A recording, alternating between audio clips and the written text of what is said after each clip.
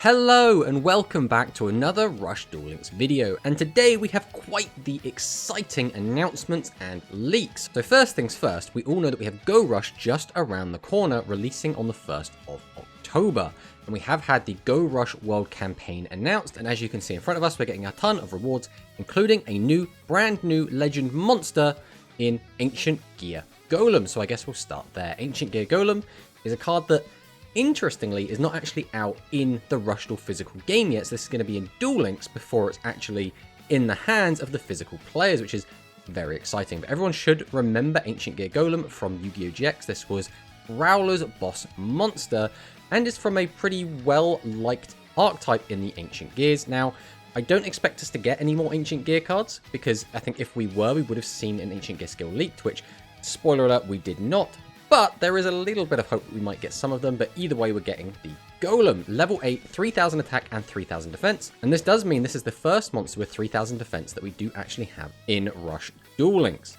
But this card cannot be special summoned and has a continuous effect that your opponent cannot activate trap cards when this card declares an attack, and if it attacks a defensive position monster, it inflicts piercing damage. So all around, just a reasonably strong card. Now, this is level 8, which means you can play this in the Cyber Dragon deck, which, you know, is something, but more likely you're probably going to be playing this with the Join Tech stuff with Yuhi, since it is an Earth Machine, and a lot of Yuhi's cards do require you to be playing Earth Machines. Now, like we said before, there is a chance we get some of the more Ancient Gear cards, but again, I would have thought that if we were going to see more Ancient Gear cards, we would have got an Ancient Gear skill, or a skill that works very well with Ancient Gears.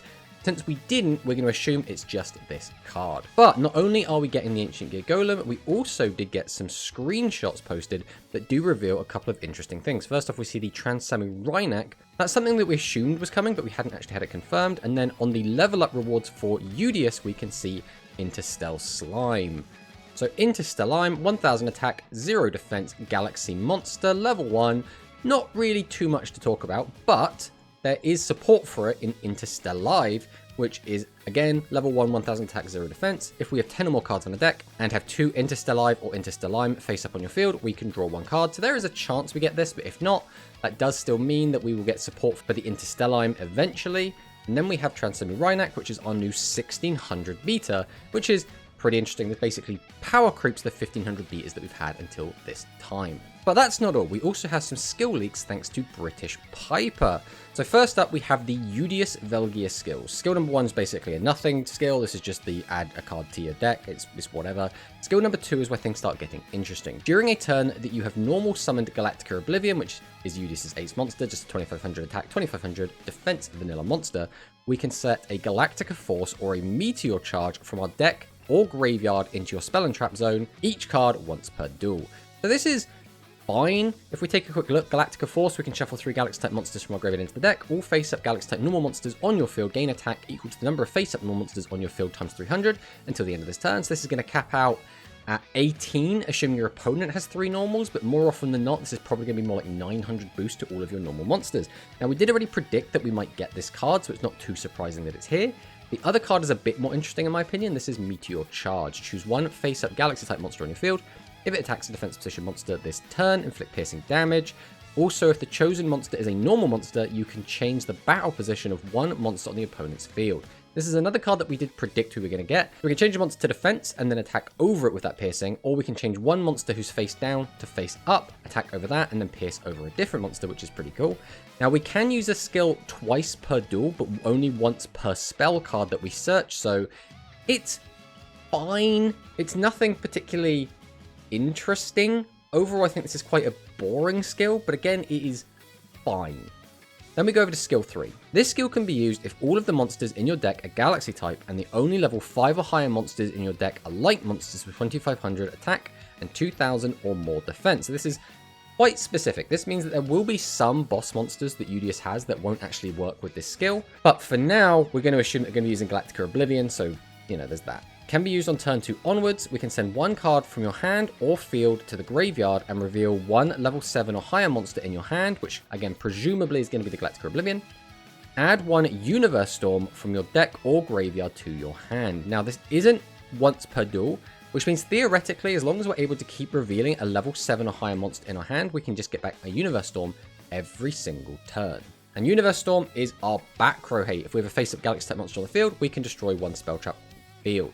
So being able to have infinite recursion for this is pretty cool, but again, we do have to guarantee that we just keep Galactica Oblivion in our hand every single turn, so I'm not sure how useful this is going to be, but at the very least there is some use for this skill. And then we get to skill 4, and this is where things get a little bit interesting. So this skill can be used if all of the monsters with 1400 or more attack in your deck are light galaxy type, so pretty standard restriction. From turn 2 onwards, we can send one Galaxy level 7 normal monster from our hand to the graveyard. So again, that's most of the time it's going to be Galactica Oblivion, right? Then we can add a Secret Order or a Meteor Charge once per duel from your deck to your hand. Now, Secret Order is a card that I honestly did not think we were going to get into Duel Links. This is a card that was limit 1 at one point. This is a card that's been a bit notorious for a while because there was, at the end of 7's era and going into Go Rush era, a deck called Gate Order, named after Parallel Birth Gate, and this card, Secret Order, that basically would just play somewhere around 12 to 16 level 7 vanilla monsters and just spam them out. We could special summon them from our hand, we could special summon them from the grave, and basically just overwhelm our opponent with just a bunch of vanilla beatdown. And it wasn't super enjoyable. Now, Secret Order on its own is still a really powerful card. We can special summon one level 7 normal monster from our hand or graveyard face up to our field. This turn, the monster special summoned by this effect gains 700 attack and cannot be destroyed by your opponent's trap card effects. So the way you really want to be using this is to bring a monster back from the graveyard. Therefore, we'll draw 5 cards per turn, let's say, and by using just one of those cards, that being the Secret Order, we now have a 3200 attack monster that can't be destroyed by trap cards for the turn, and we still have 4 more cards to work with. Secret Order is extraordinarily powerful, and arguably this might actually be a little bit too early for it. Now, is Secret Order going to absolutely dominate? Is it suddenly going to be the best deck in the game? Well, probably not. We don't know how many copies of Secret Order we're going to get. We don't know what kind of restrictions it's going to have on it. It might be limit 3, it might be limit 2. We might only get the 1 copy, it might be a level up reward. We don't have enough information, but just be aware this card is extraordinarily powerful and could start to warp the game around it, depending on what other cards get released alongside it. So that is it for the Yudias skills, and now we will move on to the Yuhi skills. So again, skill 1 doesn't really matter, but skill 2, during the turn you have normal summoned Jointech Rex, so Jointech Rex being Yuhi's boss monster, we can add a Carpendra and a Craft Roll to your graveyard from outside of your deck. So there's nothing too interesting about these cards. We might be getting them in the box, I guess. Like, they're not super interesting. A 1400 vanilla with 0 defense and a 1100 vanilla with 0 defense.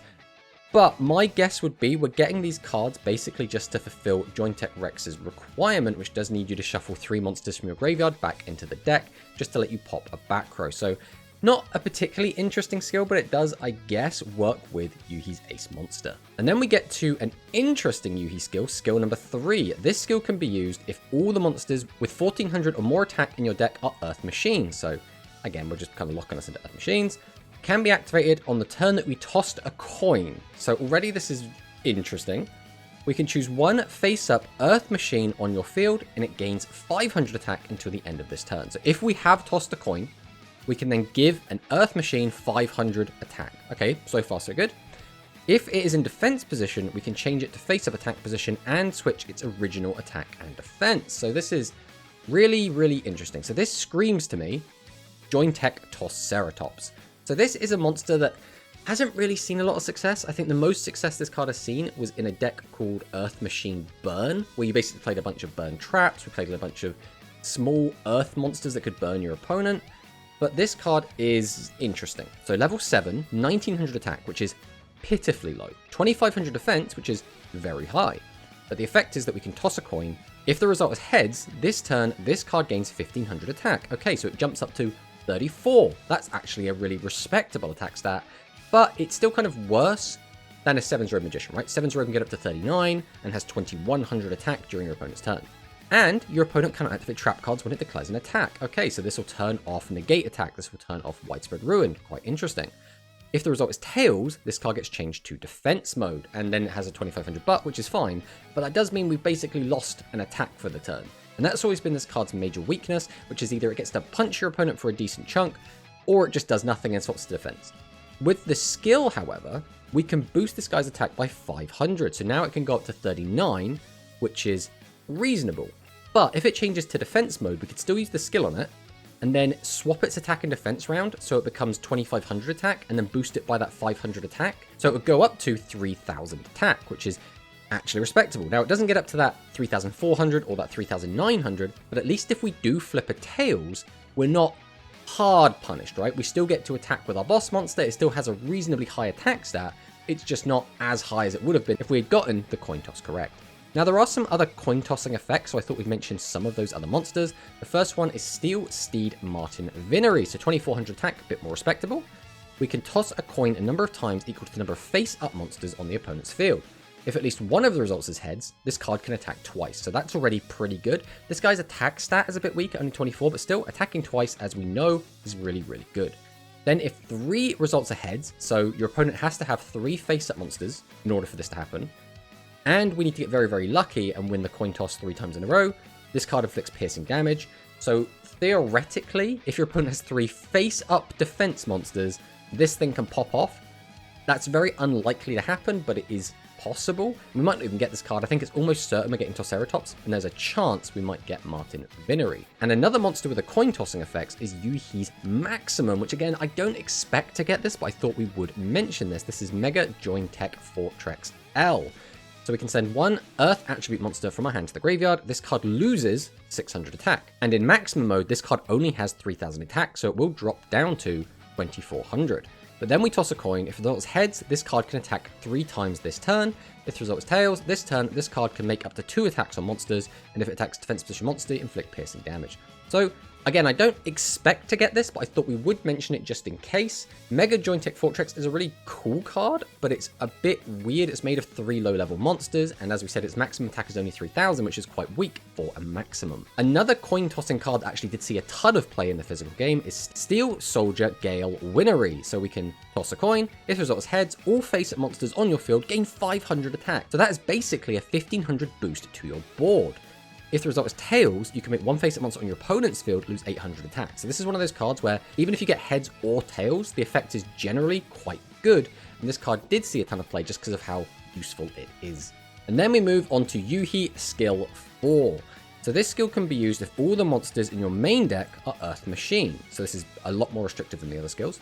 From turn 2 onwards, we can reveal 1 level 7 monster in our hand to add 1 level 1 or level 2 monster with more than 0 attack from your deck to your hand, max 1 effect monster per duel, which means we can use this on multiple normal monsters, just kind of every turn, but only effect monsters once per duel, and return 1 card from your hand to your deck, so we're not plussing, we're just going even. Then you can decrease the attack of all face-up monsters on your opponent's field with 1600 or more attack by 300 until the end of this turn.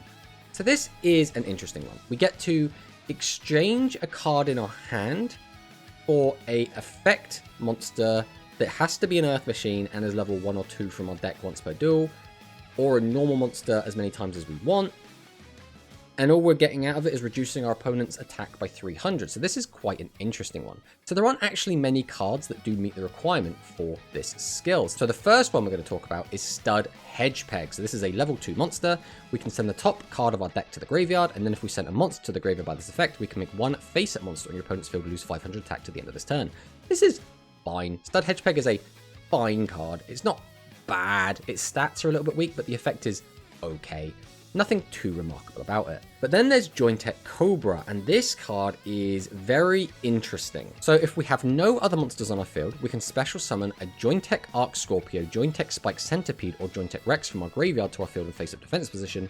This turn, you cannot activate the effects of non-machine type monsters. So Jointech Cobra is a strange card because it has support for Arc Scorpio and Spike Centipede that are both part of a fusion that gets a little bit problematic. So I don't think we will see Cobra, so I think we're primarily going to use this with Hedgepeg and the other card we'll talk about in a minute. And the reason I don't think that is because Konami don't release cards, typically, I don't think they have in the past, that mention cards that aren't in the game. So for example, if they release Jointech Cobra, going by what they've done in the past, they would have to give us Arc Scorpio and Spike Centipede. Now those 2 cards are probably okay on their own, but one of them does mention Power Bond in its card text, which I don't think Konami want to give us Power Bond, so that's the reason I don't think we're going to see Jointech Cobra, but I thought I would mention it. But there is obviously a chance that we get Cobra, Arc Scorpio, Spike Centipede, the Fusion, and Power Bond, and that's kind of the can of worms that adding this card would unleash. And then finally we have Tamabot. This card probably makes the most sense to come out. It's been kind of the mascot, I guess, of Yu-Gi-Oh! Go Rush. So this is a pretty unassuming 200 attack monster, but this card does have quite a few support cards, including a fusion called Nico Tamabot, made using 2 Tamabots. It's a level 2 fusion, which is quite interesting, 2000 attack, 2000 defense, and its effect is that your opponent draws 1 card and shows it, then if that card is a monster, this card gains attack equal to the shown monster's attack until the end of this turn, so it just gets an attack boost, which is pretty cool. Next up, we have Yuamu. So Yuamu, again, skill 1 doesn't really matter. Skill 2. So this skill can be used if all of the monsters with 1400 or more attack in your deck are light or dark dragon type monsters with less than 2500 attack or Bluetooth Burst Dragon. So this is an interesting one because this does open the door for us to play Red Boot. So there's a chance we might get Red Boot straight away, but we knew we were getting Bluetooth, right? Bluetooth is Yuamu's ace monster. We can choose one face-up light dragon monster on your field with an attack value between 1500 and 2500. It gains 300 attack to the end of this turn, but it cannot attack directly. So basically just a 300 attack boost to presumably Burst Dragon is fine. Going up to 28 is okay. It's nothing particularly special or interesting. Then there's skill 3. So this skill can be used if all of the monsters in your deck are dragon types and the deck contains no monsters with 2500 attack except Bluetooth Burst Dragon. It can be activated if you have a face-up level 7 light or dark monster with an attack between 2300 and 2500. So again, this does open the door to Red Boot. We can change one attack position monster on your opponent's field to face-up defense position, and then if it has 2500 or more defense, decrease its defense by 800 until the end of this turn. This is a very strange skill, but I guess the logic is that you want to be able to attack over monsters that have a lot of attack and a lot of defense. So off the top of my head, Blue Eyes White Dragon, Blue Eyes Bright Dragon, Ancient Gear Golem, those sort of cards, this will just allow us to attack over them, but it seems very, very specific. And then we have skill 4. So during a turn that you have normal summoned Bluetooth Burst Dragon, so no other restrictions, which is quite interesting, we can shuffle 1 card from our hand into the deck, then decrease the attack of all monsters on the field, so both our field and their field, assuming this is translated correctly, with 2000 or more attack by 500 until the end of the turn. This turn, you can only attack directly with Bluetooth Burst Dragon. So this is a weird card because it only affects monsters that have 2000 or more attack. It'll weaken our monsters as well. And if we reduce the attack of a monster that say has 2500 attack, we reduce it by 500 down to 2000. But Bluetooth Burst Dragon's effect only works on monsters that have 1500 or less attack, which means it still wouldn't work. The only way to turn Bluetooth Burst Dragon's effect on with this skill is if we hit a monster that has exactly 2000 attack to get it down to exactly 1500, and then we can pop it with Bluetooth Burst Dragon, which seems very unlikely. I don't know how many people are actually running 2000 attack monsters, and I don't expect to be seeing any in the future, so very weird skill. Overall, I think I'm the most disappointed by these Yuamu skills, as none of them seem that great, at least at first glance. Now, that is the 3 characters that we know we're getting with Go Rush World, but there was one more character that got some skills, which is very interesting, and that is Yuo Goha. So this is a character we expected to get when fusions were announced, but we kind of gave up on the idea of Yuo Goha coming out just because we have Go Rush World. We were expecting Manabu to be a kind of event character to come out shortly after, so there really wasn't any room for Yuo. It looks like they're just going to give him to us as well. And for those of you that don't know, Yuo Goha was the first character in the anime Yu-Gi-Oh! 7s to actually use fusions. He debuted the mechanic, and he plays a Metarion deck, which is like a fusion deck that fuses a bunch of vanilla monsters, and the fusion monsters that he creates have kind of one generically good effect, and then one effect that is really good at countering one monster type, but we'll get into those in a little bit. So first up, skill 1 again doesn't really matter. Skill 2, this skill can be used if all of the monsters in your main deck are light monsters with 500 defense. From turn 2 onwards, you can activate one of these effects per turn. Effect number 1, send one imaginary actor, which is a 500 attack, 500 defense vanilla monster, or a monster reincarnation from your deck to the graveyard, each card only once per duel. So we can use this effect twice per duel, but we can only send each of these cards once. Or we can send one card from our hand to the graveyard and add an imaginary Arc Turbo from our deck or graveyard to our hand. So I'll go over these again quick. The imaginary actor is basically the main fusion material that he uses, so a lot of his cards will reference imaginary actor, and again, this is used in all of Yuo's fusions. Then we have Imaginary Arc Turbo, which is a spell card which lets us send one card from our hand to the graveyard, one face-up level 9 attribute monster, or one face-up light attribute normal monster on your field gains 500 attack to the end of this turn. Now, notably again, all of Yuo's main deck monsters, except for I think one, are typically light normal monsters, so this 500 boost will go on pretty much any of his monsters. But then if we have an imaginary actor in our graveyard, that monster gains 1000 more attack until the end of this turn. Now, the only downside is that to use this second part of the skill, we have to send a card from our hand to the graveyard, so we're not plussing, we're not getting a free Imaginary Arc Turbo, and Imaginary Arc Turbo does also require us to discard a card from our hand, so we're basically giving up 2 cards from our hand to add this to our hand and then to actually activate it, so quite a steep cost, and all it does really is give us a little bit of a boost. It's fine. I don't think there's really much going on in this skill on its own, but the fact that this skill does reference Monster Reincarnation might mean it's alluding that we might be getting one of the more modern support cards, that being Imaginary Reactor. So this is a card, again, that is not actually released yet in the physical game, so if this card did come out in Duel Links, we would be getting it early. But if we have 10 or more cards in our deck, we can send the top 2 cards of our deck to the graveyard. This card's name becomes Imaginary Actor until the end of the opponent's next turn, and then we can place a Monster Reincarnation from our graveyard on the bottom of our deck, and if we do, draw 2 cards. So because the skill does reference Monster Reincarnation, it might be hinting at the fact we might be getting our Imaginary Reactor in Rush Duel Links. So moving on to skill 3. This skill can be used if all of the level 4 or higher monsters in your main deck are light monsters with 500 defense or light fairy monsters with 2000 defense. From turn 2 onwards, we can choose one face-up level 6 or 7 fairy monster on our field. Its original attack becomes 2600 until the end of this turn. During the end phase, we can send one imaginary actor and or one fusion from your deck to the graveyard once per duel. So since we're putting both of these cards in the graveyard, this tells me it's probably hinting that we're going to be getting Star Restart, which I think a lot of people did expect. So Star Restart is a generic spell card that lets us place one card from our hand on the bottom of our deck. So we're using this card and giving up a card from our hands, that's basically a -2.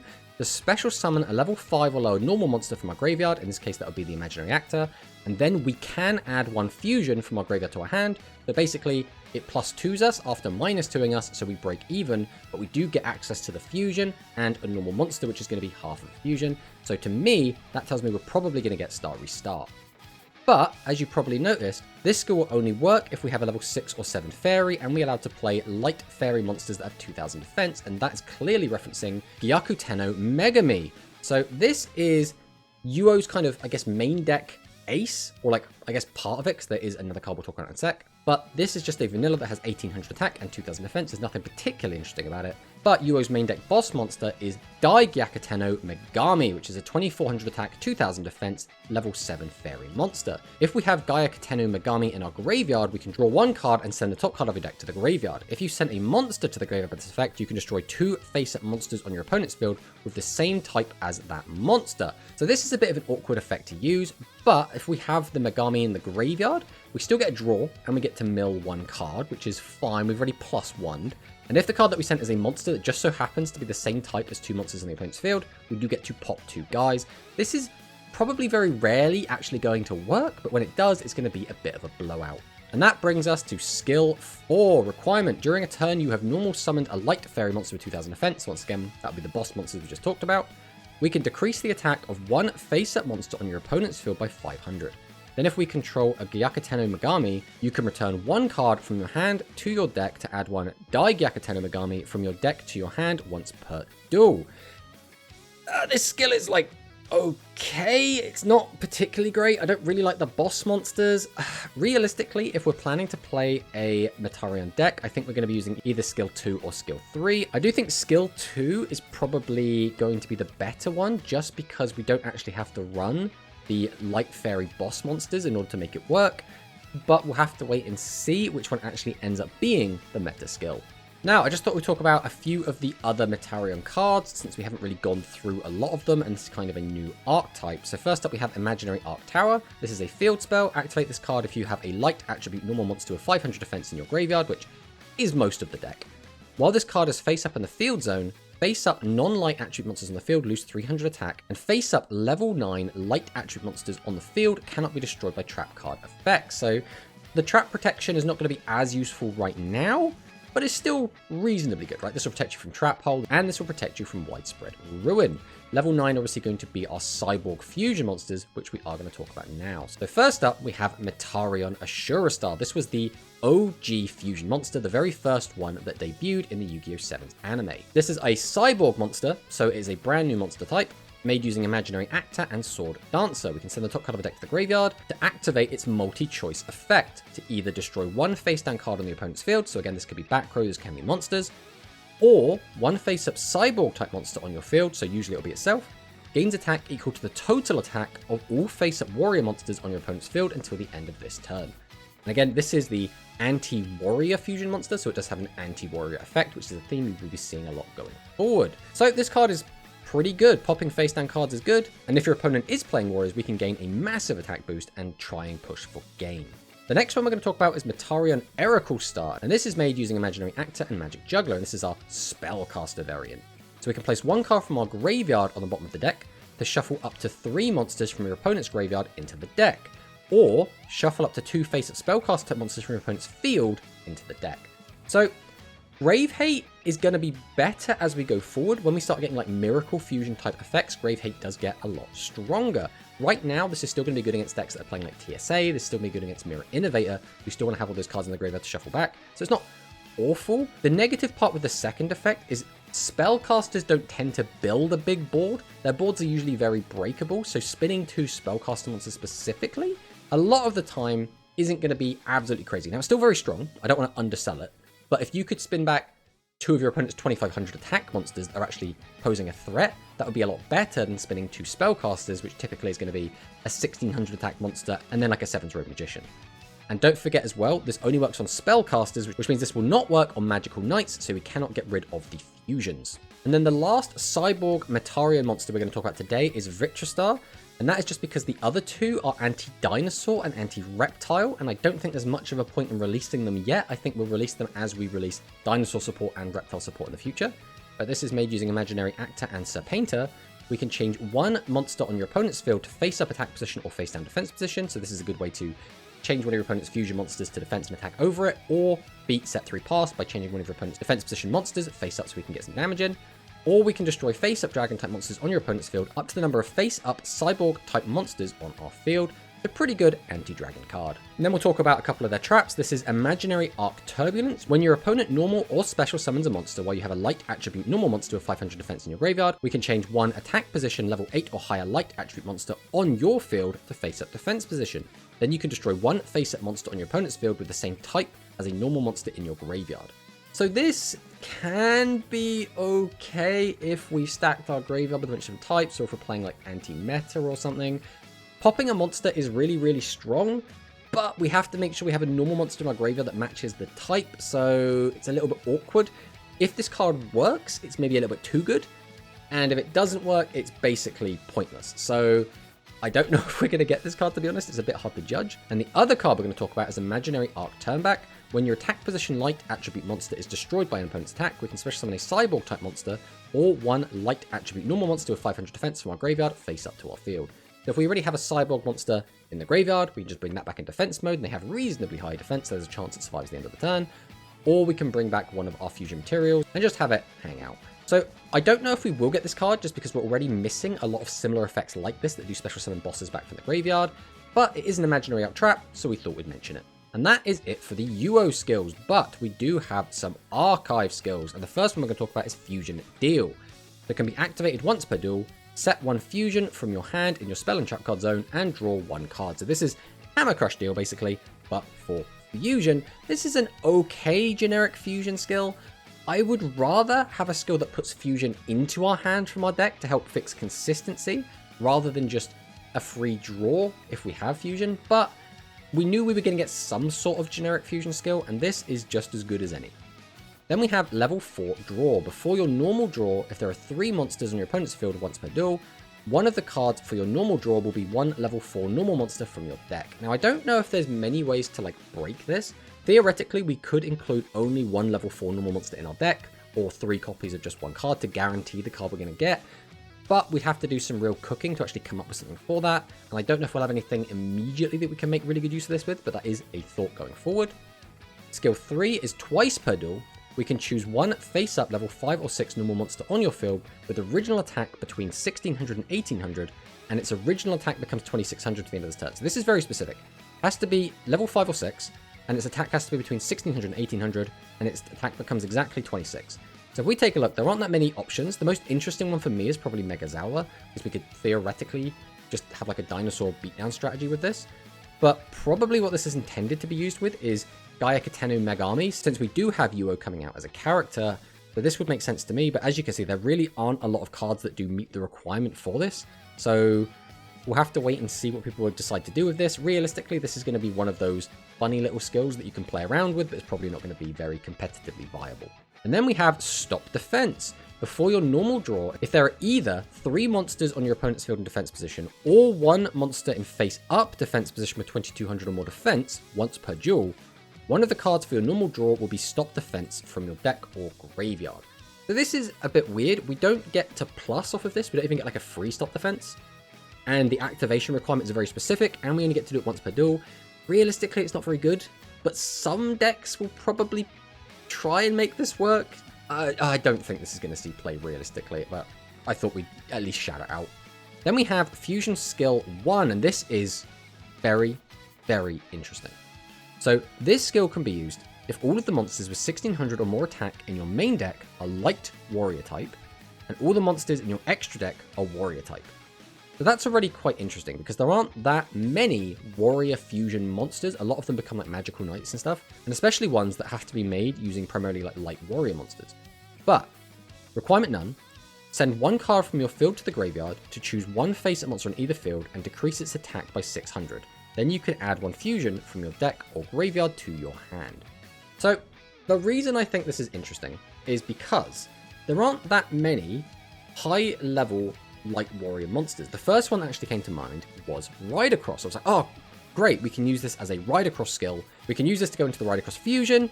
Funky Dory. Now, it doesn't actually work because all the monsters in our extra deck have to be warrior type monsters, and the Ride Across fusion is a magical knight, so it doesn't actually work with that. So then it was like, okay, but what light warriors would we want to use at a high level? And the actual only one that makes sense to me is Elemental Hero Neos, which is very interesting.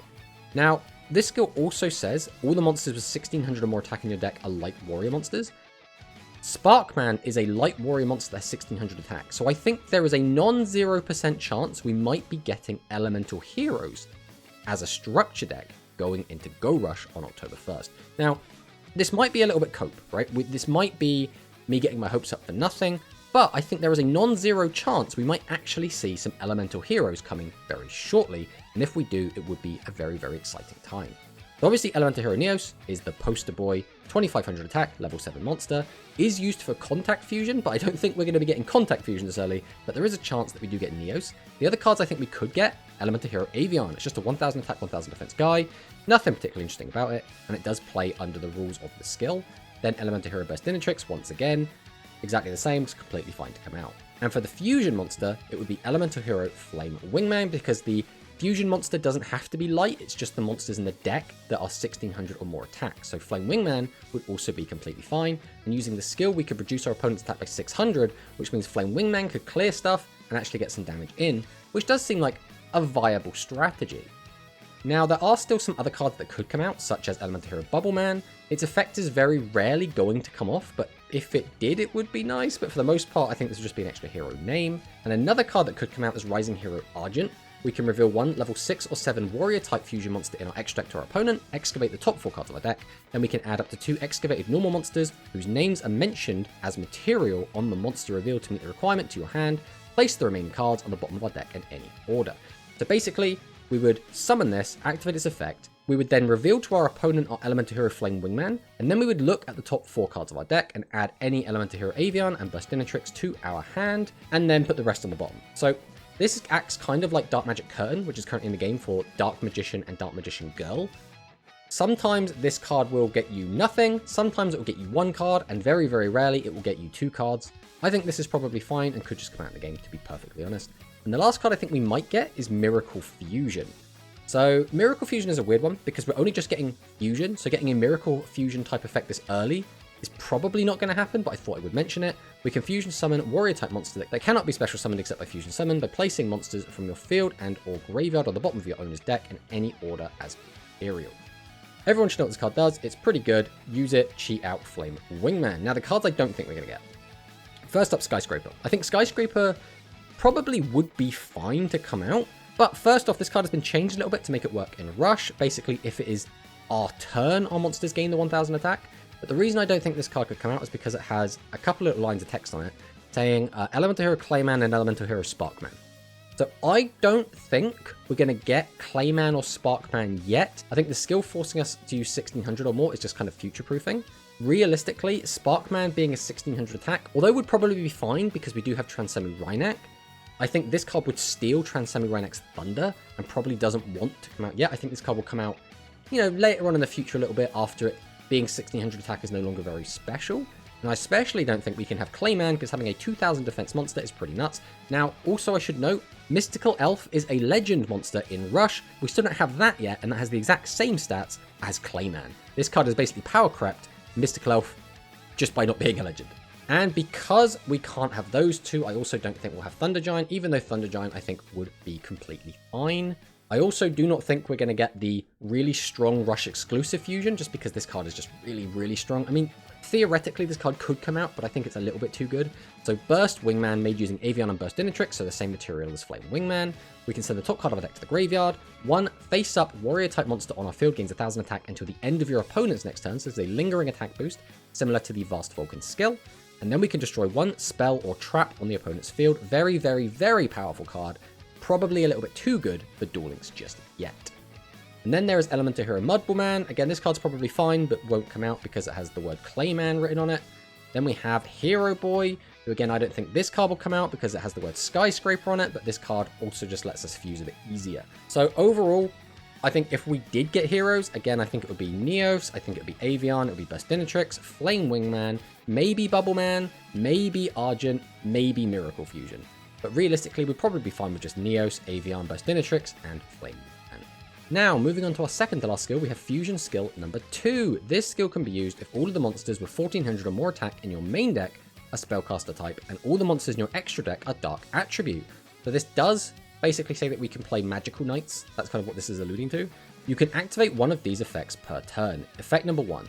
If there is a face-up Swordsman of Roadstar on your field, we can add a 7/0 Magician from your deck to your hand, or one Fusion from your deck or graveyard to your hand. So if we have a face-up Swordsman of Roadstar, we can either add 7/0 Magician from our deck to our hand, or Fusion from our graveyard or deck. So it basically gives us a free +1, and we can recycle Fusion from the graveyard, but we can only get 7/0 Magician out of the deck. Or effect number 2, we can choose one face-up 7/0 Witch on your field, and during this turn, if it attacks a monster in defense position, it inflicts piercing damage. So this little extra effect is kind of cute. I like the fact that they've not forgotten about Witch, even though it shouldn't really be relevant in this deck until we get its fusion a little bit later on in the future. But just being able to have piercing on it is nice. This first effect, though, is absolutely insane. Getting a free +1, being able to get your fusion material or the fusion spell is really, really strong. So this skill is probably my favorite skill out of all the skills we've looked at today so far. And then last but not least, Fusion Skill number 3. This skill can be used if all the monsters in your main deck are Dragon type and all the monsters in your extra deck are High Dragon type. You can activate one of these effects per turn. Either we can choose one face-up level 7 light monster with 2600 or less attack, and its attack becomes 2700. So that's an interesting requirement. For the most part, I guess you're going to use this on like a Dragius, and you're just going to give it 200 extra attack, which is fine, right? That now means it can clear 2500 boss monsters. Or effect number 2, for each 1400 attack on your opponent's field, you can add one Fusion or one The Dragon once per duel from your deck or graveyard to your hand.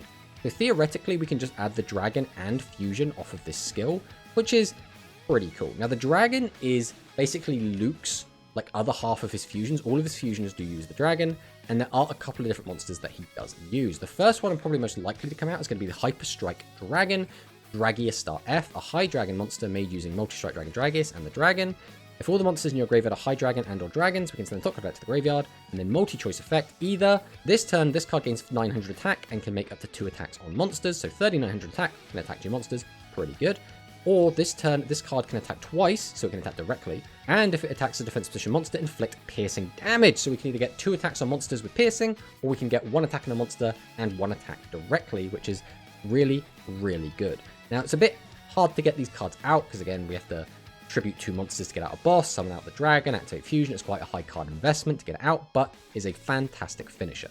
Now, because the skill only needs us to work with the dragon, we theoretically could make any of his other cards, even though they don't use light dragons. So the first part of the skill only works with light dragons, it's only going to work with Dragius, but the second part of the skill just gets us the dragon, could theoretically be pointing at the fact we could be getting any of these other dragon fusions. So this one is Fantasia Strike Dragon Mirror Gear Star F. The made using Mirror Gears and the dragon, send the top card of your deck to the graveyard. Up to 3 face-up monsters on your opponent's field lose 1500 attack until the end of this turn. This turn, this card can make up to 2 attacks on monsters, or this turn, this card can attack directly. So 3000 direct attack is half of your opponent's life points. So if this card does come out, it could be very, very strong. And then last but not least, we have Sturdy Strike Dragon Metagear Star F. So made using Steel Strike Dragon Metagears and the dragon. Then the top card of your deck to the graveyard. All face-up monsters on your field gain 500 attack until the end of this turn.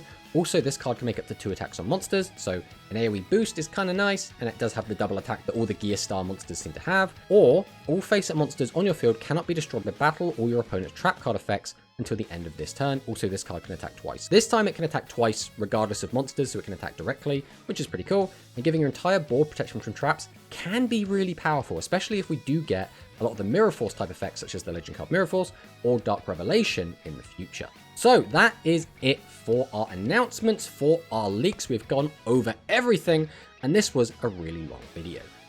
But I personally am really, really excited for a lot of this. Some of it I'm a little bit disappointed by.